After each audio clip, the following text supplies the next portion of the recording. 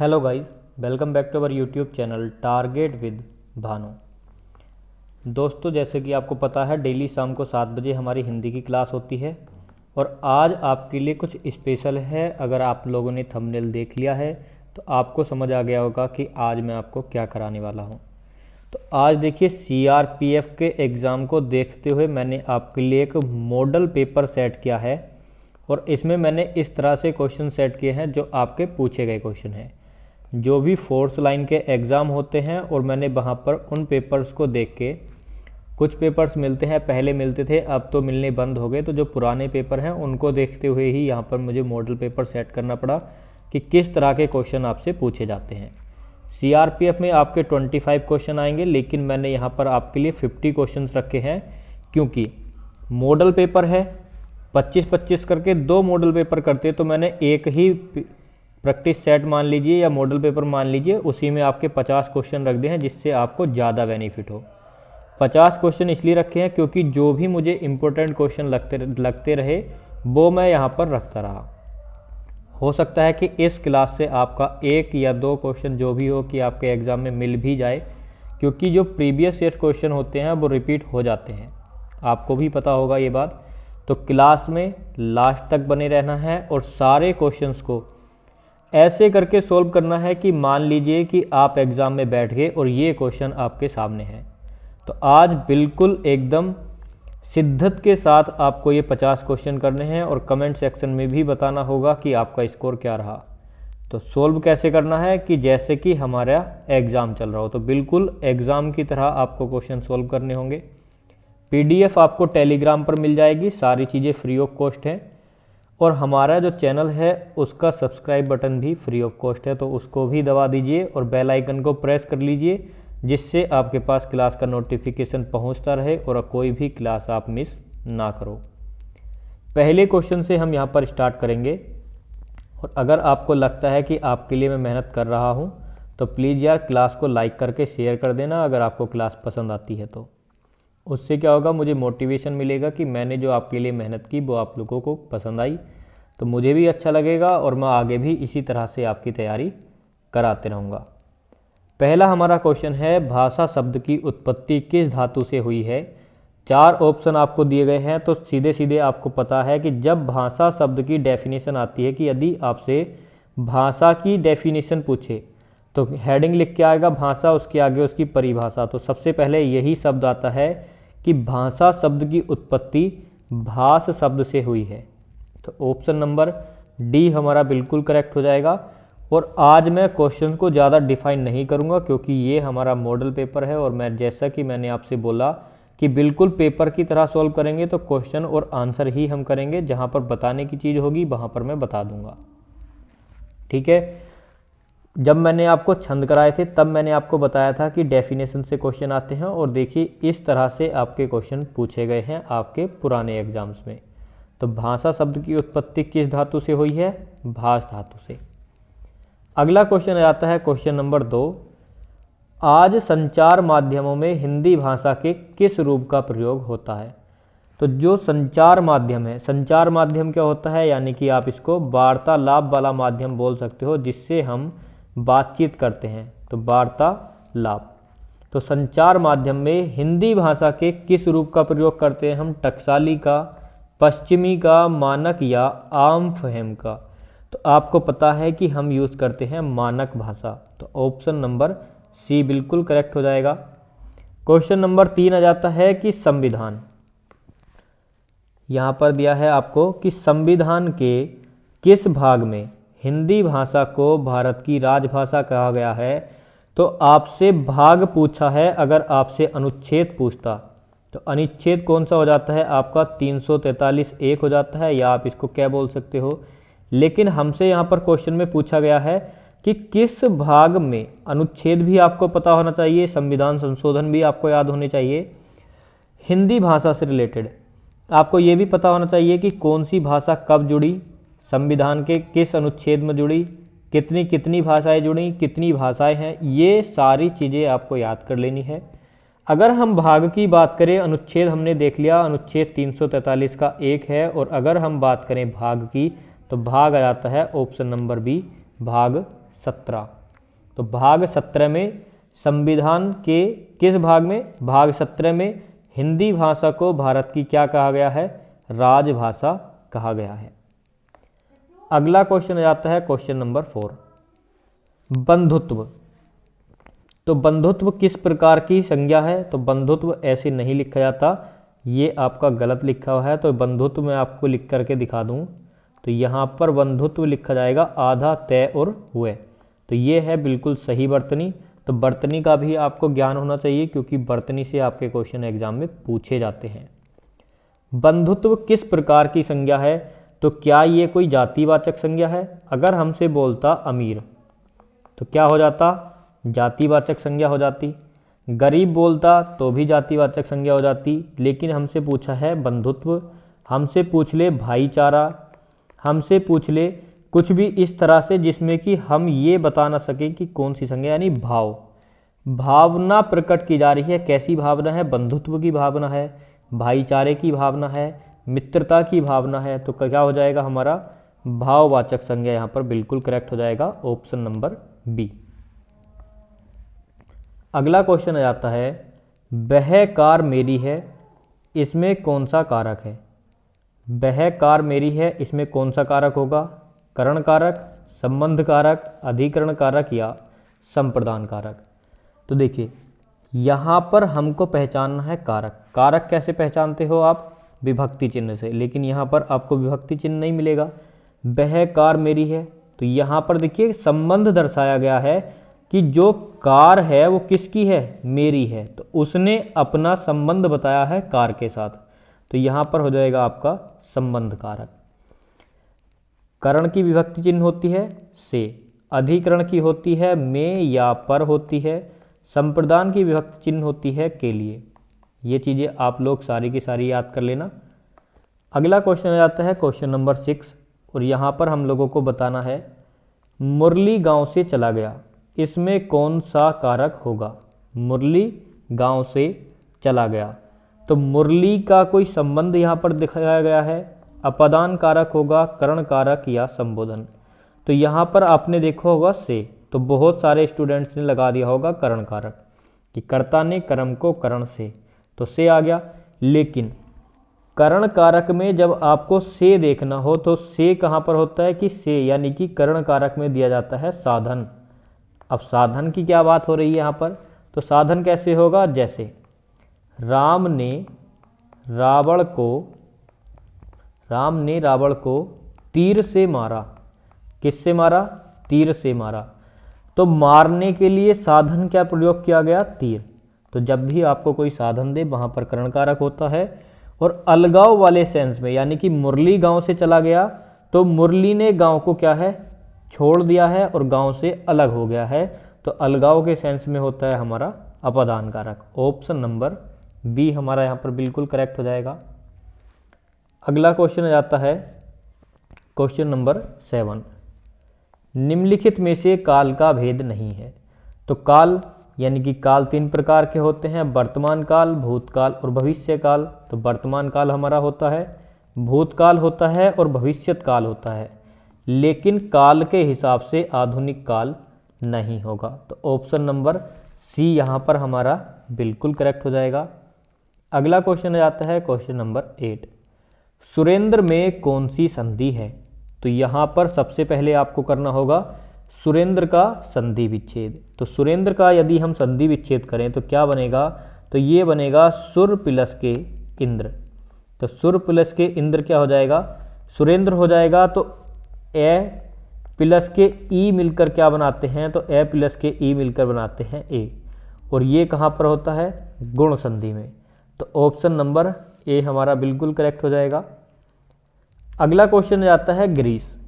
Greece में संधि है, तो ग्रीस में संधि क्या होगी? तो ग्रीस में भी अब हम संधि विच्छेद करें तो गिर प्लस के ईस हो जाएगा। अब गिर प्लस के ईस ए प्लस के ई, तो यहाँ पर हमारी कौन सी संधि है? गिर प्लस के ईस या गिरी प्लस के ईस। यहाँ पर थोड़ा कन्फ्यूजन है तो आपको देखना होगा। तो यहाँ पर होगा गिरी, ना कि गिर प्लस के ईस। तो क्या हो जाएगा? ये गिरी प्लस के ईस। और ई मिलकर क्या बनाएंगी? बड़ी ई बना देंगी। ईस की बड़ी ई होती है तो ई प्लस के ई मिलकर क्या बन गए, बड़ी ई। और जहाँ पर समान आते हैं और अधिक मतलब बड़ा हो जाता है, समान समान स्वर आते हैं, तो वहाँ पर हो जाती है दीर्घ संधि। अगला क्वेश्चन आता है क्वेश्चन नंबर 10। एक एक में कौन सी संधि होगी? तो एक एक यानी कि 1 + 1। अब यहाँ पर बताना है कि एकक में कौन सी संधि होगी, अयादि, वृद्धि, यण या गुण संधि। तो 1 + 1 ए प्लस ए मिलकर बन जाएंगे, बड़ा बन जाएगा, यानी कि वृद्धि संधि हो जाएगी यहाँ पर। ऑप्शन नंबर बी हमारा बिल्कुल करेक्ट हो जाएगा। एक एक में कौन सी संधि होगी, वृद्धि संधि। अगला क्वेश्चन आता है क्वेश्चन नंबर 11। प्रत्यक्ष शब्द में कौन सा समास है? तो प्रत्यक्ष की यदि हम बात करें तो यहाँ पर आपको देखने को मिलेगा प्रति प्लस के अक्ष। तो प्रति प्लस के अक्ष मैंने आपको बताया था कि जहाँ पर उपसर्ग निकल जाए वहाँ पर अव्ययीभाव समास होता है। एक चीज़ और आपको बताई थी मैंने, पहचान, कि जहाँ पर भी अनु, आ, यथा, हर, भर, प्रति इस तरह के शब्द आपको देखने को मिले वहाँ पर अव्ययीभाव समास होता है। अब तक हमने 11 क्वेश्चन कर लिए हैं और हर क्वेश्चन मैंने आपको करा रखा है, किसी ना किसी प्रकार से आपको पहचान बता रखी है, हर चीज़ मैंने आपको बताई हुई है। और आप आगे भी देखते रहना कि हमारी क्लासेस से आपके एग्ज़ाम में किस तरह से बनेंगे क्वेश्चन और कैसे आप क्वेश्चन को करके आओगे। मैंने आपसे प्रॉमिस किया था कि आपके आउट ऑफ 25 यानी 25 में से 25 का आपको टारगेट करके चलना है और इतने ही आप अपने एग्ज़ाम में करके आओगे। 25 में से 23 से नीचे आप करके ही नहीं आ सकते। टारगेट 25 में से 25 का है, अगर आप 23 भी करके आते हो तो कोई वो दिक्कत वाली बात नहीं है, बहुत अच्छा स्कोर रहेगा। अगला क्वेश्चन हमारा आ जाता है सूर्योदय में समास है। तो सूर्योदय में कौन सा समास होगा? तत्पुरुष समास होगा, द्विगु समास होगा, द्वंद्व समास होगा या इनमें से कोई नहीं होगा? तो यहाँ पर करेक्ट उत्तर हो जाता है तत्पुरुष समास, ऑप्शन नंबर ए। अगला क्वेश्चन आ जाता है क्वेश्चन नंबर 13। दीर्घ आयु में कौन सा समास है? तो दीर्घायु में आपको समास बताना है। द्विगु समास होगा, कर्मधारय समास होगा, बहुव्रीहि समास होगा या इनमें से कोई नहीं। बहुव्रीहि गलत लिखा हुआ है, लेकिन अगर हम दीर्घ आयु की बात करें कि इसमें समास कौन सा है, तो जितने बच्चों ने ऑप्शन नंबर बी टिक किया है सभी का क्या हो जाएगा, बिल्कुल करेक्ट आंसर हो जाएगा। अगला क्वेश्चन आता है क्वेश्चन नंबर 14। बताना है कि परमेश्वर में समास कौन सा होगा। परमेश्वर यानी कि परम प्लस के ईश्वर, परम है जो ईश्वर, ऐसे भी आप इसको लिख सकते हो, या परमेश्वर में आप ऐसे भी बता सकते हो कि पर्यायवाची शब्दों से।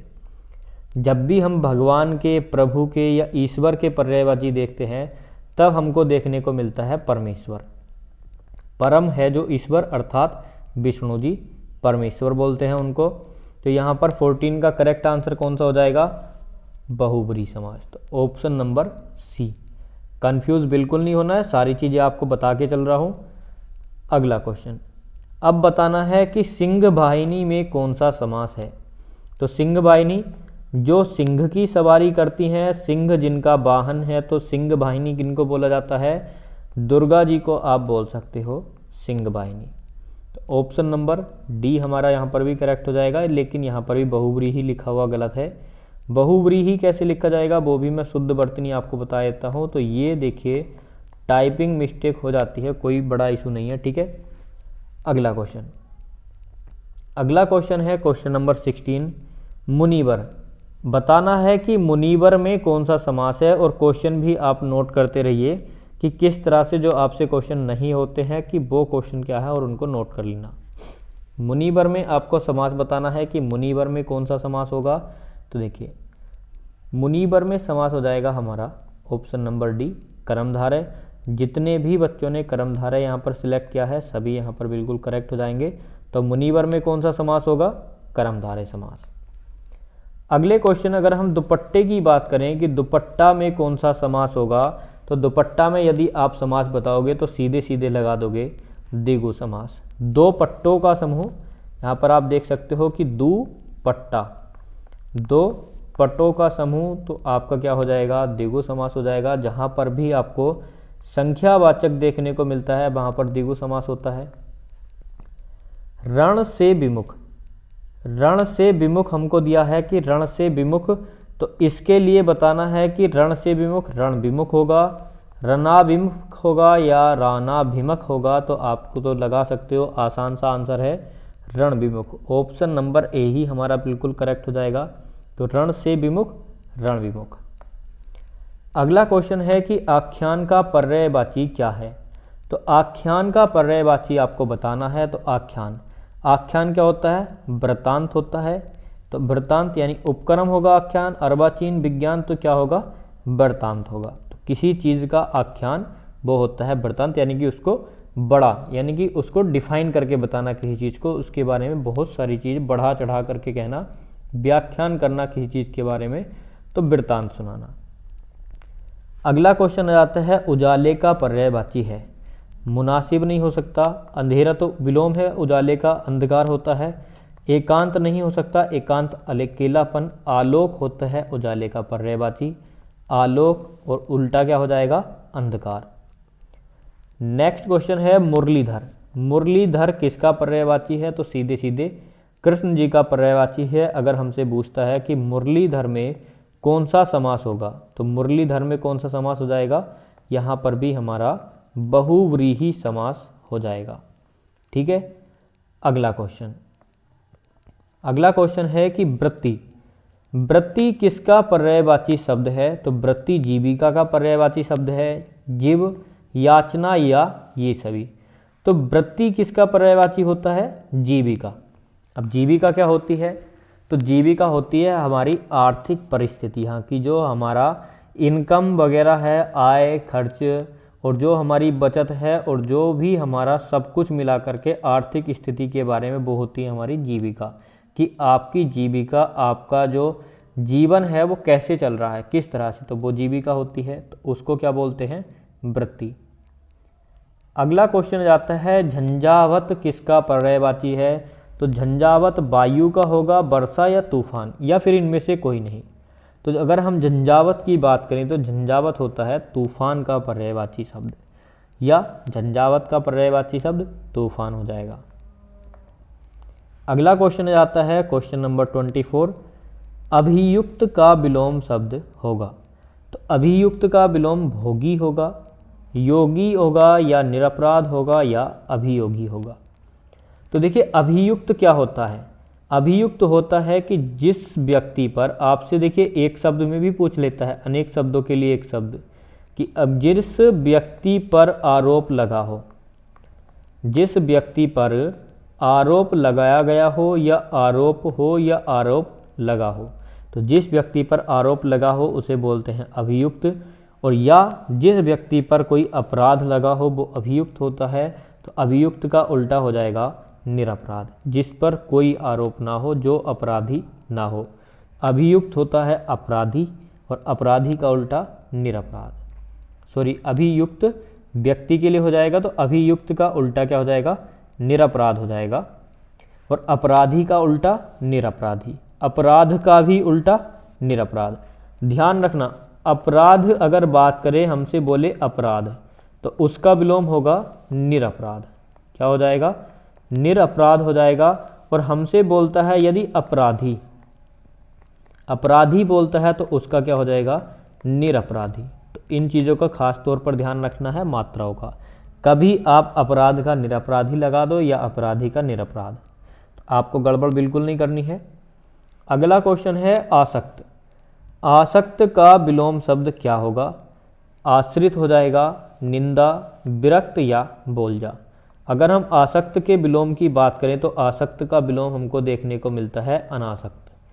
और यदि हमको अनासक्त नहीं दिया हो तो ऑप्शन नंबर सी हमारा भी बिल्कुल करेक्ट हो जाएगा, कि हम आसक्त का विलोम लगा सकते हैं विरक्त। नेक्स्ट क्वेश्चन आ जाता है हमारा, और यहाँ पर आप लोगों को बताना है कि रित का विलोम क्या होगा। तो रित का विलोम होता है अनृत, उद्दत का विलोम होता है विनीत, और दम्भी सरल। रिजु का क्या हो जाएगा, सरल हो जाएगा, या कठिन का भी सरल हो जाएगा। अगला क्वेश्चन है कि गम्य। तो गम्य का विलोम शब्द क्या होगा, गंतव्य होगा, नहीं। सुगम्य होगा, तो ये तो पर्यायवाची शब्द हो जाएगा, तो ये भी नहीं होगा। अगम्य हो जाएगा तो बिल्कुल सही।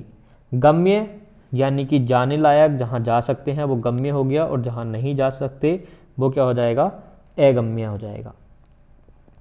नेक्स्ट क्वेश्चन है कि जय का विलोम क्या होगा। तो जय का विलोम सीधे सीधे पराजय। हानि का विलोम लाभ हो जाएगा। जय का विलोम विजय नहीं होगा, कभी आप विजय लगा दो, क्योंकि जय भी जीतना और विजय भी फतेह हासिल करना। नेक्स्ट क्वेश्चन है कि समूल का विलोम क्या होगा। तो समूल का आपको विलोम शब्द बताना है। आपने शब्द सुना होगा कि जब आपने महाभारत या रामायण देखी होगी कि समूल विनाश, यानी कि जड़ सहित। तो जड़ सहित से सहित होता है और मूल क्या होती है, जड़। तो यानी कि जड़ सहित होता है समूल, तो इसका विलोम हो जाएगा निर्मूल। अगला क्वेश्चन आ जाता है स्पर्धा का विलोम क्या होगा। तो स्पर्धा क्या होता है, कंपटीशन, जो आप लोगों के बीच होती है। तो स्पर्धा का विलोम स्फुट होगा, अस्पर्धी होगा, स्वच्छता होगा या सहयोग। तो आप किसी से स्पर्धा कर रहे हो यानी कि कंपटीशन कर रहे हो, तो उसका उल्टा क्या हो जाएगा कि यदि आप उसका साथ दो। ऑप्शन नंबर डी बिल्कुल करेक्ट होगा। स्पर्धा का सही विलोम होगा सहयोग। अगले क्वेश्चन की यदि हम बात करें तो यहाँ पर हमको देखने को मिलता है अत्याचार में उपसर्ग। तो बताना है दोस्तों, अत्याचार में उपसर्ग होगा। तो अत्याचार में क्या उपसर्ग हो जाएगा, अति।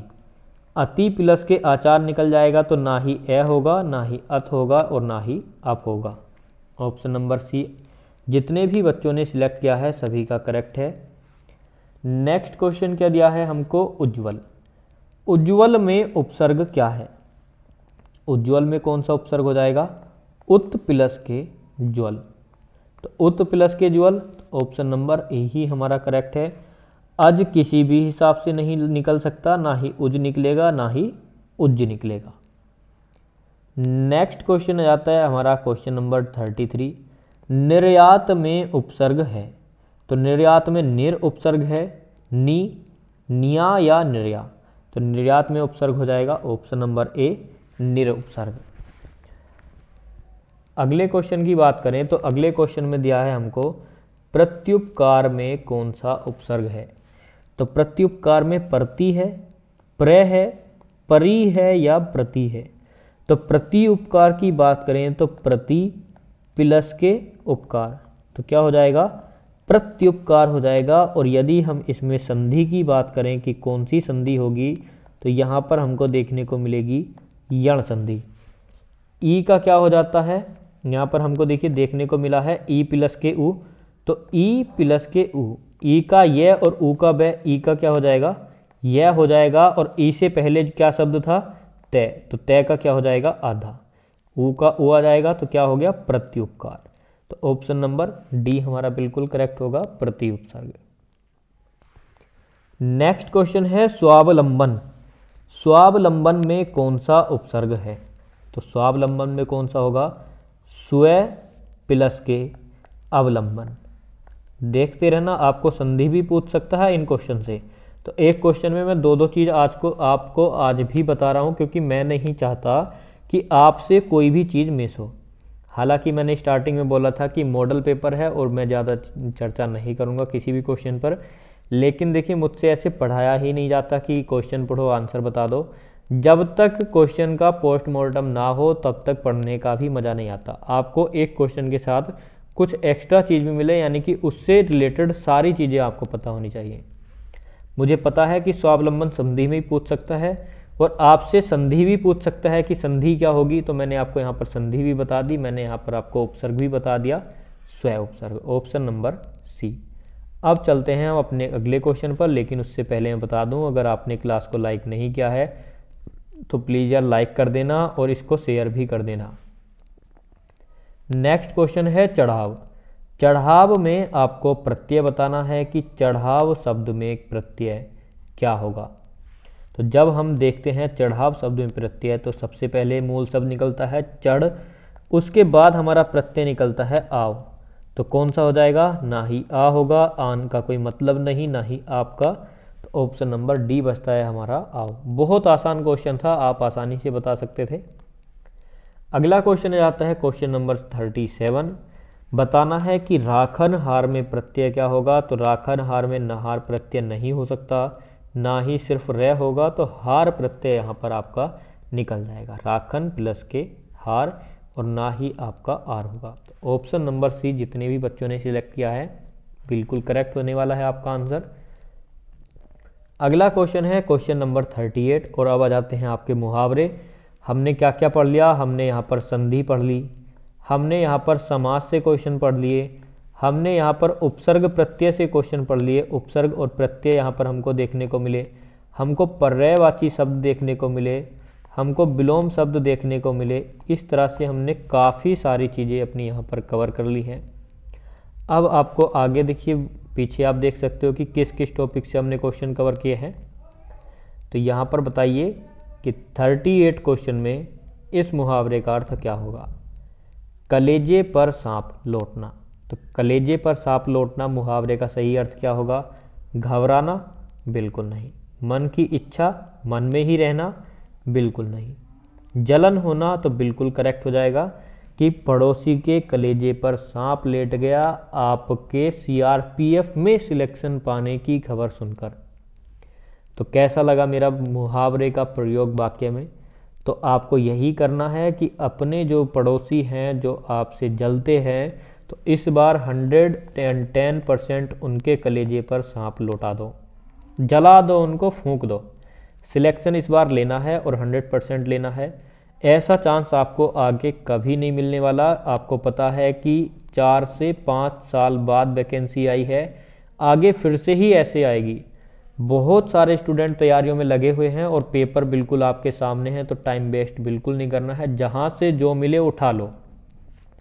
ये भी नहीं बोलता मैं कि सिर्फ मेरे भरोसे बैठे रहो, बल्कि मैं अपनी तरफ से पूरी कोशिश करता हूँ कि आपके 25 में से 25 ही दिला दूँ। फिर भी आपको जो चीज़ जहाँ से मिलती है आप उठा लो, पढ़ लो, कोई दिक्कत वाली बात नहीं है। हमको चाहिए सिलेक्शन। अगला क्वेश्चन आ जाता है क्वेश्चन नंबर 39।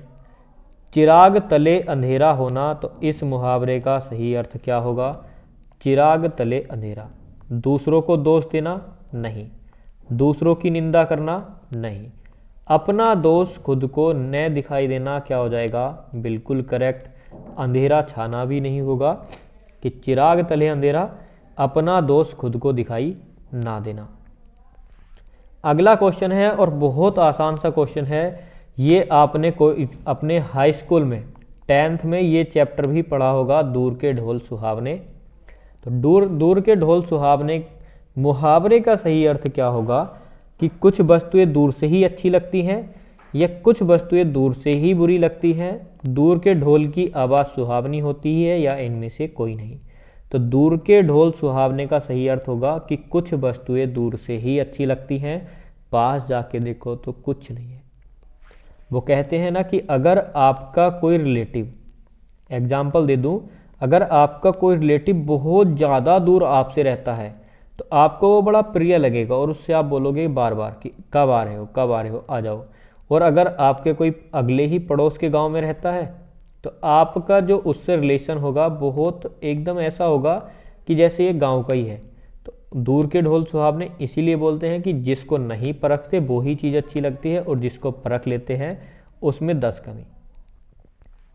नेक्स्ट क्वेश्चन है सही बर्तनी वाला रूप। सही बर्तनी आप लोगों को यहाँ पर बतानी है कि किस शब्द की बर्तनी बिल्कुल शुद्ध है। तो यहाँ पर मैं आपको बता दूँ, ये शब्द आपने देखा भी नहीं होगा। ऑप्शन नंबर ए, आवर्जन, बिल्कुल करेक्ट हो जाएगा ऑप्शन नंबर ए। नेक्स्ट है सही बर्तनी का चयन करें। तो साहित्यकार, बिल्कुल गलत। साहित्याकार, बिल्कुल गलत। साहित्यकार, ऑप्शन नंबर सी, बिल्कुल करेक्ट हो जाएगा। छोटा से है पे छोटी की मात्रा आधा तय है और के आर है, साहित्यकार। नेक्स्ट क्वेश्चन है सही बर्तनी वाला रूप अनुग्रहित। अनुग्रहित कौन सा सही है, क्या पहला सही है, गलत। क्या तीसरा सही है या दूसरा सही है। तो अब कुछ बच्चों ने ऑप्शन नंबर बी सिलेक्ट कर भी दिया होगा, लेकिन मैं बता दूं यहाँ कोई सा भी शब्द शुद्ध नहीं है। अब बात ये बनती है कि जब कोई भी शुद्ध नहीं है तो सही वर्तनी क्या होगी, तो सही वर्तनी होगी अनुग्रहित, यानी कि बड़े ई की मात्रा यहाँ पर हमको देखने को मिलेगी, अनुग्रहित। नेक्स्ट क्वेश्चन आता है कि सही वर्तनी कौन सी है, आजीविका होगी, जीविका होगी, अजीविका या आजीविका। तो यदि हम बात करें आजीविका की तो हमारा ऑप्शन नंबर ए करेक्ट हो जाएगा, आजीविका। नेक्स्ट क्वेश्चन आता है हमारा क्वेश्चन नंबर 45, सही वर्तनी वाला रूप कौन सा है। तो ये बहुत प्यारा क्वेश्चन है, आप बोल सकते हो कि क्वेश्चन ऑफ द डे। व्यावसायिक, व्यावसायिक, व्यावसायिक या व्यवसाय, तो ये दो तो है ही नहीं। अब हमारा क्वेश्चन बनता है कि इन दोनों में से हमारा कौन सा वाला करेक्ट होगा, व्यावसायिक वाला या व्यावसायिक वाला। तो ऑप्शन नंबर बी ही आपका करेक्ट है, व्यावसायिक, यानी कि यह में आ की मात्रा, तो ये वाला आपका बिल्कुल करेक्ट हो जाएगा, ना कि पहला वाला। नेक्स्ट क्वेश्चन आता है क्वेश्चन नंबर 46, किस रस को सर्वश्रेष्ठ, सर्वश्रेष्ठ माना गया है। तो ये क्वेश्चन बहुत आसान है कि कौन सा रस सर्वश्रेष्ठ माना गया है। तो ऑप्शन नंबर डी ही हमारा करेक्ट हो जाएगा, श्रृंगार रस। अगला क्वेश्चन है कि छंद मुख्यतया कितने प्रकार के होते हैं। तो अगर हमसे पूछे कि छंद कितने प्रकार के होते हैं, तो अभी अभी मैंने आपको छंद वाला चैप्टर कराया है और मैंने आपको वहाँ पर बताया था कि छंद 3 प्रकार के होते हैं। कौन कौन से, वर्णिक छंद होता है एक, दूसरा आ जाता है मात्रिक छंद और तीसरा आ जाता है हमारा मुक्तक छंद। एक और मैंने आपको बताया था उभय छंद, लेकिन ये आपको कहीं देखने को नहीं मिलेगा, तो हम लगाते हैं 3। अगर आपसे बोले कि मुख्यतया कितने प्रकार के होते हैं, तो मुख्यतया होते हैं आपके 2 प्रकार के, मात्रिक और वर्णिक। लेकिन नॉर्मली पूछे कि छंद कितने प्रकार के होते हैं, तब आप लगाओगे 3 प्रकार के। तो दोनों में डिफरेंस आपको करके चलना है। नेक्स्ट क्वेश्चन आता है पद्मावत। पद्मावत किसकी रचना है। तो पद्मावत मंझन की रचना है, सुर या जायसी या कुतवन की। तो बहुत आसान सी है, सभी लोगों को पता होगा, मलिक मोहम्मद जायसी की रचना है पद्मावत। नेक्स्ट क्वेश्चन है अंधा युग के रचनाकार कौन है। ये भी बहुत आसान सा क्वेश्चन है, अंधा युग के रचनाकार कौन है, Dharmveer Bharati, option number A. तो ऐसे ही आसान आसान सी रचनाएं आपके एग्जाम में आएंगी। हो सकता है 1 या 2 ही रचना आपको देखने को मिले और हो सकता है कि रचना आपको देखने को भी ना मिले। नेक्स्ट क्वेश्चन है आपका क्वेश्चन नंबर 50, बाबा बटेश्वर नाथ के रचनाकार कौन हैं। और ये क्वेश्चन मेरे हिसाब से 99% बच्चों को नहीं पता होगा, तो मैं ही बता देता हूँ कि बाबा बटेश्वर नाथ के रचनाकार हैं नागार्जुन, ऑप्शन नंबर बी। तो आज हमने 50 क्वेश्चन, बहुत ही शानदार और बेहतरीन 50 क्वेश्चन कवर कर लिए हैं। आपको बताना है कमेंट सेक्शन में कि इस 50 क्वेश्चन में से आपके नंबर कितने हैं, और यही तय करेगा कि आप किस लेवल पर हो। आप जितने यहाँ पर देखिए, अगर आपका स्कोर रहता है 90%, तो आपको मैं गारंटी के साथ लिख करके देता हूँ, आपका 100% एग्ज़ाम में भी 90% स्कोर ही रहेगा इस प्रैक्टिस सेट के हिसाब से। अगर आपका 100% आया है, जो कि किसी का नहीं होता, अगर फिर भी आपका है, तो आपका एग्ज़ाम में भी वही रहेगा। तो जितने प्रतिशत यहाँ पर आपके नंबर हैं, उतने प्रतिशत ही आपके एग्ज़ाम में आएंगे। परसेंटेज में मैं इसलिए बोल रहा हूँ क्योंकि आपके एग्ज़ाम में 25 क्वेश्चन आएंगे और मैंने यहाँ पर आपको 50 कराए हैं। तो हो सकता है कि शुरू के 25 आपको हल्के लगे हों। वो क्यों? क्योंकि एक प्रकार के 2-2, 3-3 क्वेश्चन यहाँ पर मैंने सेट किए हैं। तो हो सकता है जो पहले स्टार्टिंग में हो, जैसे विलोम शब्द पर्यायवाची, वो आप पर आते हो और लास्ट के 25 क्वेश्चन आपको ना आते हो। तो इसलिए टोटल का आपको निकालना होगा यहाँ पर प्रतिशत, और अपने नंबर बताने होंगे आउट ऑफ 50 कितने हैं।